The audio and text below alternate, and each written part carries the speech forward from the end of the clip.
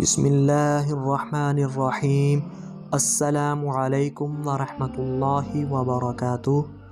رشوت لینے والا خوش ہے کہ رقم مل گئی، رشوت دینے والا خوش ہے کہ کام ہو گیا، لیکن قرآن کہتا ہے کہ دونوں جہنمی ہیں۔ جو چیز خریدی نہ جا سکتی ہو اسے فروخت مت کرو۔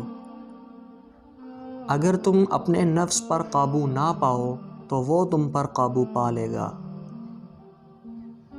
ظالم کی موت پر ملول ہونا ظلم میں شامل ہے۔